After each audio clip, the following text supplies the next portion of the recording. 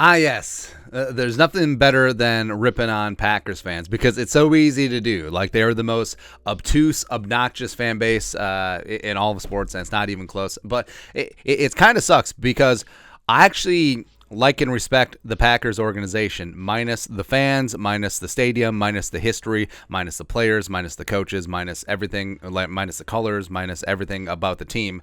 Other than that, I really like the Packers. But what kind of sucks about the Vikings having so much success this year at 10-2, who'da knew? And we've lost opportunities to talk the Packers because they've been dead. They've been dead and gone for weeks. Like, they have ceased to be. It's been rough. Where, I mean, most seasons, like, it's fun doing a little bit of trash talking, but I mean, stop the count. Like, yeah, stop. He's dead. He's dead. He's already dead. That's just his situation, right? But, looking at the NFC North, Vikings are sitting atop at 10-2, can clinch this weekend with a win against the Motor City Kitties. Packers, 5-8. Like, imagine, going back to the beginning of the season, all the national media jabroni haircuts, putting the Packers in the top 5, putting the Packers in the top 3 of their power rankings. Packers Bills is going to be a Super Bowl preview. Who knows? But, I mean, freezing cold takes, holla at us, because there's a lot of people in the national media who have a lot of egg on their face because the Packers are dog duty, right? And they got the Bears in 3-10. It's like the Packers fans are sticking out their chest because they beat the Bears. Congratulations, you're supposed to beat the Bears because the Bears are absolute trash. Bears are ass. Thank you, but it's just been so delicious. It's so delicious this year watching Aaron Rodgers, the alleged back-to-back MVP, hashtag not my MVP, get his comeuppance. Where getting exposed as a fraud without Devontae Adams, and just the season of desolation and loneliness and despair. It's good times, man. It's good times. And he's not even peeing because he's an octogenarian and can't hold it in anymore. He's peeing because of all the pass rush that's coming at him. And it's like, oh, he's got a broken thumb. Oh, he's got a punctured lung. Don't care. Don't care, man. A back-to-back MVP is supposed to rise above that, but whatever. But Packers fans, I do respect the resiliency. I wish we saw more of it in our fan base the last couple of years when things weren't going our way. But Peter Bukowski, who's I believe is a Packers podcaster, so someone tweeted at him, and even if they do make the playoffs by some miracle, which we'll get to in a second, we all know this team isn't capable of winning a single playoff game. And he responded, I don't know why that's the take. They absolutely could. We saw them beat the Cowboys already. The Cowboys beat themselves. Come on.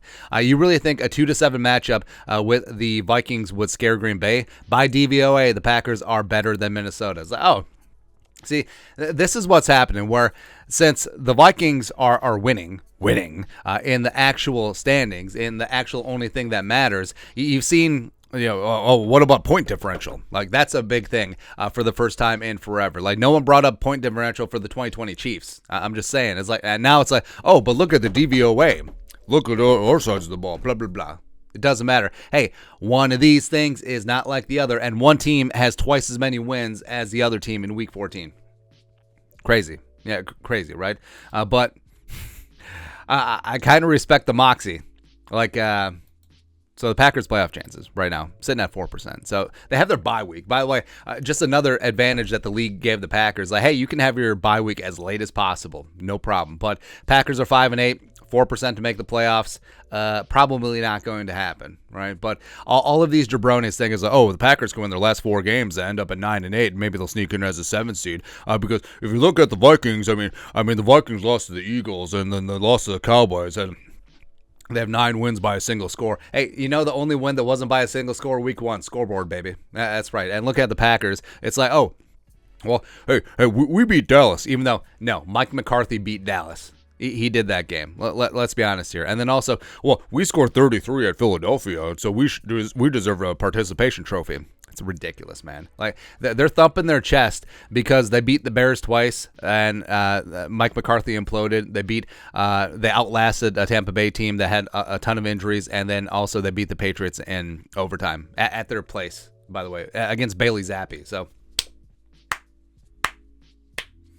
We need some congratulations because you look, so you got boat raced week 1 by the Vikings, and we'll do it again once we visit Lambeau week 17. And then, I mean, you lost to the Giants over in London. I mean, that's when the Giants were actually bad. Well, they're kind of bad again. You lost at home to the Jets. Sauce Gardner wearing that cheese set. Woo. You lost against the Commies. You know a team that didn't lose to the Commies? The Vikings. You lost at Buffalo. And, hey, remember this game where Buffalo was like 14-point favorites? And the fact that the Packers, I mean, they came back in the second half by running the ball, and it wasn't because of Aaron Rodgers, and it was a 10-point loss. You remember how the media just twisted the narrative? It's like, oh, well, this loss is kind of a win for the Packers, a moral victory. It's disgusting, man. You lost at Detroit, bro. You scored 9 points and you lost at Detroit. And then you got hammered on Thursday night by Tennessee. And then you got beat by Philly. And then you beat Chicago, where you were trailing most of the first half. But other than that, you're doing really, really good. You're doing good, kid. But, hey, you can throw rocks at the Vikings all you want. 10-2 is still 10-2. And guess what? Going against 5 of the top 5 defenses in the last 5 games, the Vikings are emerging 4-1. Yeah, that Dallas game, we don't talk about that Dallas game. All right. But hey, they don't bring up going into Buffalo, standing toe-to-toe against one of the best defenses in the league, and also Josh Allen, who did not have elbow issues that day, and coming out with a victory after a 17-point deficit being erased at the end of the third quarter.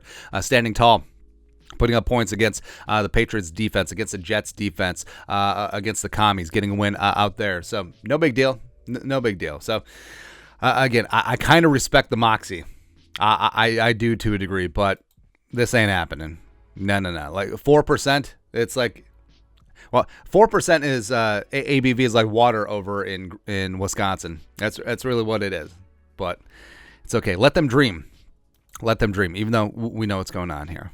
Right, and I kind of like it because we missed opportunities to talk ish about the Packers this year just because they've been so garbage. But, I mean, hey, if you want to get cocky again, get cocky. We'll see you at week 17. You'll be eliminated from playoff contention by then. No big deal. It happens, man. But your thoughts are thoughts. Packers fans want the Vikings in the playoffs. Okay. Let us know your thoughts, our thoughts in the comment section below. Subscribe for daily Vikings takes. Want to support the work? Put a little something in the Venmo. But till next time, Skol, production value.